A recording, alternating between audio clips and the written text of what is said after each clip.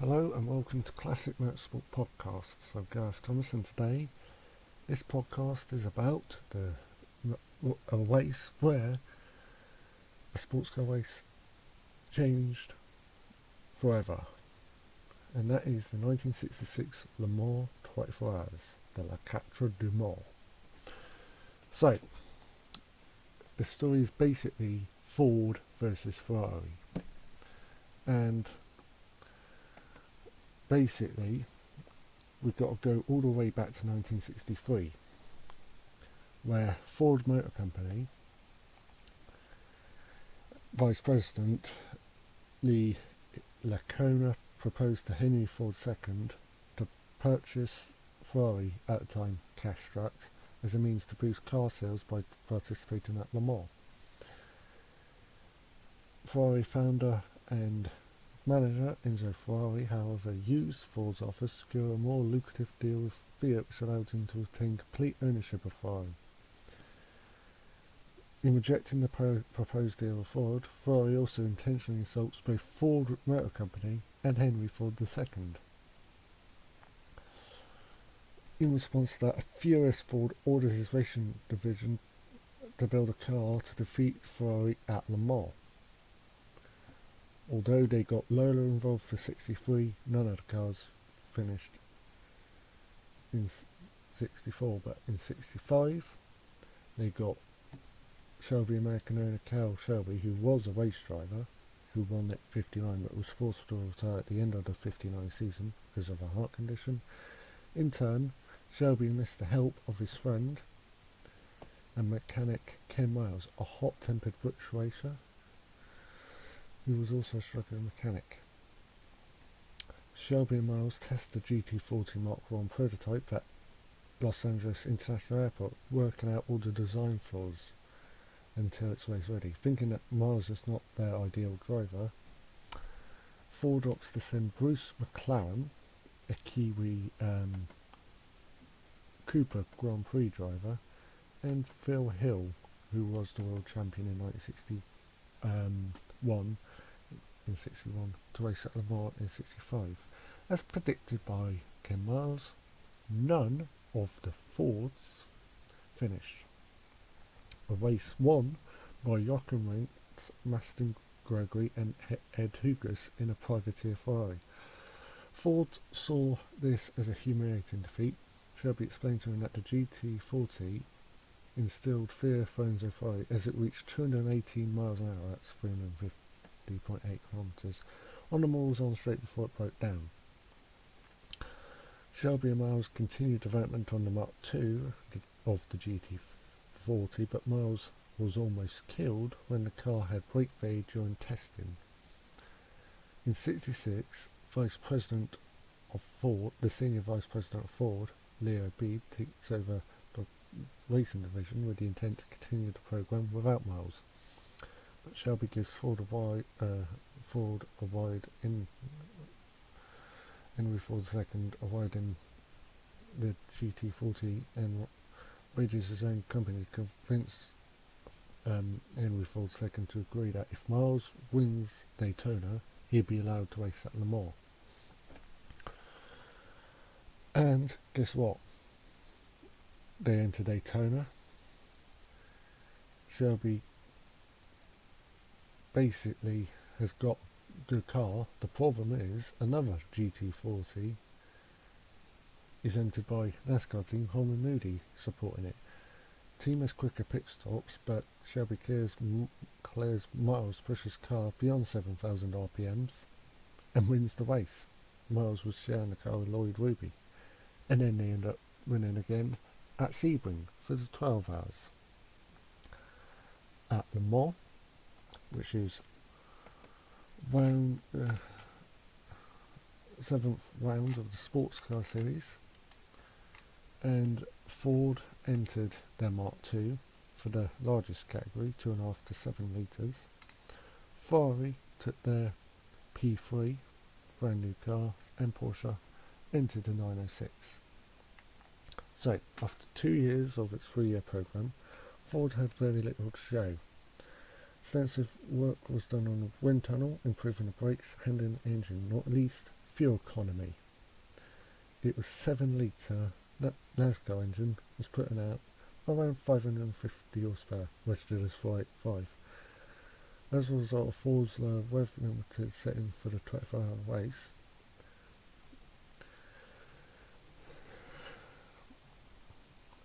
however, Ford copied Ferrari tactics of overwhelming numbers. They put in 15 Mark II instances, 8 were accepted by the ACA. 6 were built and prepared by Holman and Moody. Shelby ran 3 cars himself. Americans, Dan Gurney and Jerry Gant would share 1 car. Ken Miles would share with Denny Holm. But Lloyd Ruby was scheduled to have driven that car but was injured in a plane crash a month earlier, so Holm had to take over. Third car had Bruce McLaren and Chris Amon. Holman and Moody entered a few more cars as backup, and they had Mark Donoghue and Paul Hawkins, Ronnie Buckland and Dick Hutchinson, and Lucien Bianchi sharing with Mario Andretti. With Holman and Moody's quicker pit stop times, that means they get much quicker speeds, but also keeps them in touch as reserves to the main factory team. Airman Racing, a British team, had 2 cars prepared by Ford Advanced Vehicles with the GT40. First one was for Graham Hill, twice a World Motor Racing champion, although the second one would come 2 years later, but he'd be sharing it with Dick Thompson. And then the second car was for John Whitmore and Frank Gardner. Each of the 8 GT40s were painted in a colour from the Mustang road car range. Enzo Ferrari's response to the Mark II was the Ferrari 330 P3, shorter and wider than the P2, kept the same 4-litre engine with fuel injection that put 420 horsepower. They had closed cockpit versions for John Surtees shown with Ludovico Scaffiotti, with former winners Lorenzo Bernini and Jean Gurt in the second car. Nart entered an open cockpit variant for Pedro Rodriguez and Richie Ginther, but Ferrari had problems because they were limited with their race prep because of strike action in Italy. They now also entered a long-tail P2, rebodied by Pierre Droga and driven by Russell Gregory, who won in '65, partnered with Bob Bondurant. There were P2 P3 hybrids by Q Frankenstein, a Scuderia Ferrari. There were P2 Spiders for American Sessionaires, which was Richard Atwood and David Piper. For Scuderia Ferrari had the P2 P3 hybrid for Willie Rames and Herbert Muller.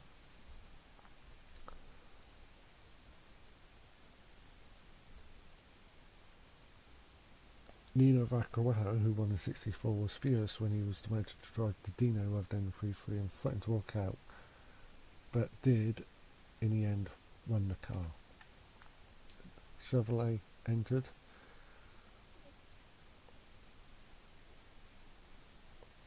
And so did Chaparral. Chaparral had Phil Hill and Joe Bonnier in the Chaparral 2D. Porsche came with the 906. They had Hans Hermann and Hubert Lynch, Drew Siffert with Colin Davis, and Udo Snutz with Peter de Klerk. Apologies to anyone that got my grammar wrong. I do apologise in advance. Alfa Romeo, obviously were not there. Matra brought out Automobile Valais, and they entered quite good few cars. They had Jean-Pierre Beltours with Johnny Salas-Gavan, Jean-Pierre Rousseau with Henri Pasquale, and Joe Slusser with Van Rees.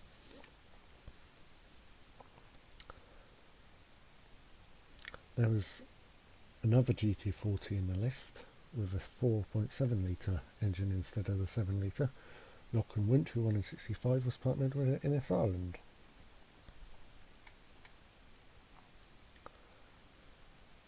There was a tyre race between Firestone, Goodyear and Dunlop.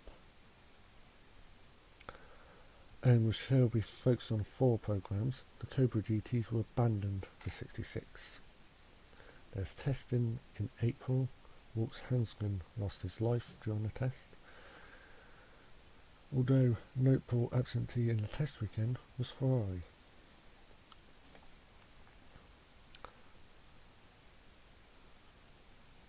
But when it came to race week, it was Gurney in a Ford 330.6, second faster than Miles, Gardner and McLaren.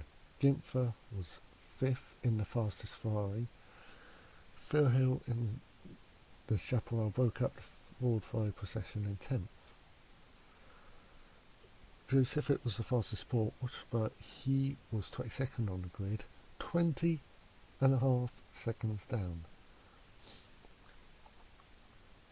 There was two big dramas. The first drama involved John Surtees of Ferrari. He and team manager Ugo Draconi had decided that he, as fastest Ferrari and driving with Mike Parts, would act as the head to bait and break the Fords. Surtees was still recovering from a big accident from Motorsports the previous year when he injured himself in a Can-Am car, and would hand over to Scaffiati if he got overly tired.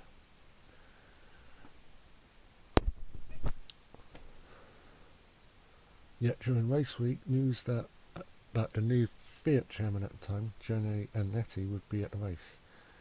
Draconi changed the plan, put Scaffiati, who was Angeli's nephew, in first. Surtees was fuming.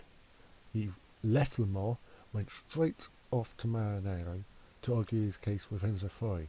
Because Surtees wasn't listened to, he quit the team immediately. The second incident was Dick Thompson in the Airman Ford. Collided with Dick Covis, who was going far slower in the Skoda Bear Ford, and pulled right in front of him at Mosen Block. Ovis spun off with heavy damage, was Thompson was able to get back to the pits. Officials told the team that they were disqualified for Thompson for leaving the scene of an accident. Thompson was adamant he advised pit officials, and in hearing, Leo Babe, Ford's director of racing, threatened to withdraw all Fords. Houston von Houston of Porsche also threatened to withdraw Porsche as well. Car was reinstated. Thompson was banned. Posed a problem for Ford with the lack of spare drivers. Injuries to AJ Foyt, who was injured at Indianapolis while climbing over a fence, injuring his finger. Jackie Stewart, who was injured at Spa in the Belgian Grand Prix. And Lloyd Ruby, who was injured in a plane crash the month earlier. Brian Moore, an Australian, who was in England, was flown over to France, did his 2 laps in his first ever Le Mans on race day morning to qualify. On a race day morning, obviously Brian Moore did his laps, and it was Henry Ford's second that was the honorary starter. So whilst Henry Ford's second was the honorary starter, last minute raindrops caused a flurry of tyre changes, and some cars switched from Firestones to Goodyears, Firestone to Dunlops, Dunlops to Goodyears, and so on. At the end of the first lap, Ford cars, it was the Fords that led. Hill ahead of Gurney, then Putnam, and then Parks in the Ferrari, followed by Whitmore's Ford, the Chaparral, then the GT40s of Scotland, and then there's instant excitement when Edgar Burney spun his Bizzarani on the start line amongst the crowd of departing cars. Ken Miles had to pit on the first lap to fix his door after colliding with John Whitmore's Ford at the start. Ford team engineer Phil Wemington fixed the door with a mallet, and a mallet is like a hammer, so how he did that I don't know. Also pitting on the first lap was Paul Hawkins, whose Ford broke a harsh off going down Walsall Straight, throwing him nearly sideways at nearly 350 kilometres an hour. Holman and Moody crew took 17 minutes to repair, only for Mark Donahue to have the rear boot blow off during the rolls on and find a differential had been terminally damaged. On the third lap, Gurney took the lead, held on to the first pit stops. McLaren was being delayed by his tyres going off, so the team quietly changed from Firestones to Goodyears. After only 9 laps, Jochowicz Ford GT40 blew its engine at the end of Mulsanne Straight, so there'd be no consecutive win. Rindt had a reputation of pushing on full bore, breaking the car, whatever. At the end of the first hour, Fords were 1-2-3.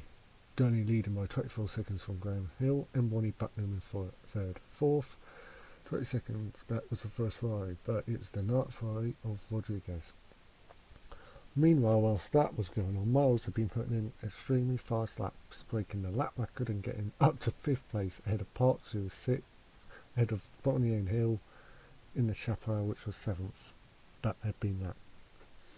Within another hour, Miles and Holm in their GT40 took the lead. At 8 p.m, 4 hours into the race, only the Miles and Gurney Fords and Rodriguez Ferrari were on the lead lap. At dusk it started to drizzle, reducing the power advantage of the big Fords and allowing the Ferraris to keep in touch. The Fords were further delayed as a number chose to change brake pads early. By then all 3 Dinos were out with mechanical issues, removing one threat to Porsche. Major incident occurred when Jean-Claude Augier's CD got loose on spilled oil on the Mulsanne kink and was hit hard side-on by Francois Prescott in a Mark ASA. Both cars hit and one caught fire. Prescott was okay. Augier was taken to hospital with 2 broken arms. At 10 p.m, heavy rain was pouring down and Gimpfer's night Ferrari was leading from Parks' works Ferrari, chased by the Fords of Wales and Gurney on the same lap. McLaren a lap behind them, then Bandini, and then Andretti 2 laps down. But Andretti was sidelined by a blown head gasket, as was the Hillmore Ford, which had broken in front of suspension coming out of Armour's corner. As the rain eased, the Fords of Miles and Gurney retook first and second just before midnight. 8 hours in, Robert Buescher aquaplaned coming close to close at the Diamond Bridge and crashed the French into Porsche. The Chaparral, which was Joe Barney and Phil Hill, were running as high as 5th until a broken alternator stopped them just before midnight, while running at 8. Another heavy downpour at 12:30 a.m. contributed to a big accident in the S's. Buescher just spun his Ferrari in the rain and got away when Buescher arrived and crashed his Porsche. Then Slass's Matra ran into the CD of George Sherlin, avoiding the accident. As the damage was being cleared, Scaffiotti crashed his P3 into the Matra and all 4 cars were wrecked, although only Scaffiotti was only taken to hospital with minor bruising. During the night, the Ferraris were starting to suffer from overheating. The night P3 retired from 4th with a broken gearbox at 3 a.m, 11 hours in, for a penny Ferrari of Moas and Miller retired from 5th an hour later. The Ferrari chance was spent, although there was no privateer saviours from the marquee for this year, which was 66. At halfway, the Ford Mark IIs held at top 4 places. Miles and Holm ahead of Gurney and Grant, McLaren and Amon, and Bucknam and Hutchinson. With GT40s in 5th, 6th and 8th. Essex, Philippini and Ford France, which was Revson Scott, and Skirtov, and Lesia and Grossman. Siffert and Davis were leading a train of Porsches in 7th, and the nearest Ferrari was the Bandini Gusher P3 limping in 12th. Ford told their drivers to drop to 4-minute laps, but Gurney and Miles kept racing hard for the lead. What could have been a possession was anything but for Ford. 8 a.m, 16 hours in, a pit stop for Ford, running 5th, spilt petrol on a rear tyre. On its outlap, Spory lost traction and spun into the S's, wrecking the car. During the night, Ford France and Essex Fords had already retired with engine issues during the night. 9 a.m, Gunny Grunt car, which had been dicing in the lead with miles and home, against strict team orders, were tied from first when the car blew a head gasket. 3 Mark 3s were left. 1, 2, 3. As all the other GT4s, he said, were tied as well. Porsche then held the next 5 places, 4th through 8th, with the 2 Ferrari GTs 9th and 10th, chased by Alpines. With the field covered, it was now that Leo Beebe, Ford racing director, convinced to stage a dead heat. Simultaneously, ACO told him it would not be possible given the staggered start information. The number 2 car, which had covered 20 metres further, which was McLaren and Amon, would be the winner, but Beebe pushed on his plan anyway. At the last pit stop, the Mark II was still in front, miles on home, and leading, followed by McLaren Amon holding station on the same lap. The Gold Buckingham Hutchinson car was third, but 12 lap adrift. Miles was told to ease off to allow McLaren to catch up with him. Just before 4 p.m. on Sunday, drizzled again. It was McLaren's number 2 car crossed the line first and declared the winner. Miles, upset about team orders, lifted off to allow McLaren to finish a length ahead. At the last pit stop, 7th place Porsche of Peter Gregg and Stan Anderson was stopped by engine problems. Gregg popped waiting for the last lap, but at 3:15 couldn't get restarted and missed the final lap. Other Porsches 4th through 7th, led by Siffert and Davis, also came in the index of performance. Stormen class car in the 7th place car of Porsche from Wolf Stormerland and Günther Klaas was the first and only sports car to finish. The new 911 GT from Porsche ran well and finished 14th, starting a long record of success. 4 Alpines, 9th, 11th, 12th, 13th were doing well. And it taken 3 attempts for Ford to win Indianapolis and NASCAR, and then they added Le Mans. Ferrari had first entered 1925, and after 41 years it was the first win for an American car. Ford said this: the McLaren Amon and the Miles home car were running within seconds of each other. In the race near its end, the Button Hudson car was hanging back as an insurance. A decision was made in the Ford pits to have the cars finish side by side, hopefully be considered a dead heat. All 3 cars went over the finish in formation, but any chance of a dead heat disappeared when officials discovered the rule. In case of a tie, the car had started further down and the grid had travelled the furthest distance. Since McLaren and Amon started 60 feet behind Miles and home, they were declared the winners. Both New Zealanders, who now reside in England, it was the most important yet, but for 2 youngsters, McLaren, who builds his own Formula 1 and sports cars, is 28, Amon, 22 is the youngest winner in history of the event at the time. It was a record-shattering performance as the winning car covered more than 3,000 miles at a speed of 125 miles an hour average. When entry, it demonstrated that production engines could compete with racing powerhouse and an American-built car could top Europe's best.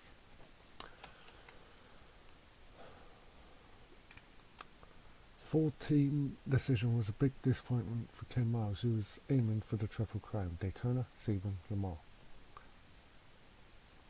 He said afterwards, Miles said that I'm disappointed, of course, but what are you going to do about it?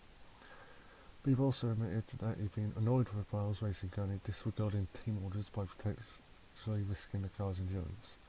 Sadly, 2 months after Le Mans, Miles was testing the J car, another version of the GT40. Miles again experienced brake failure and was killed in the resulting crash. The J car would win Le Mans in '67, and basically Ford Ferrari legacy of this. So, the history of Le Mans goes like, basically, Go Like Hell, which was a book with a famous background, The 24-Hour War, which was a 2016 documentary, Go Like Hell was a 2009 book, Ford vs Ferrari, known as Le Mans 66 in the UK and other territories, was a film about this famous race. That was a very good story to talk about. Thank you for listening. I'm Gareth Thomas. This was Classic Motorsport Podcasts. I hope you enjoyed it. Goodbye.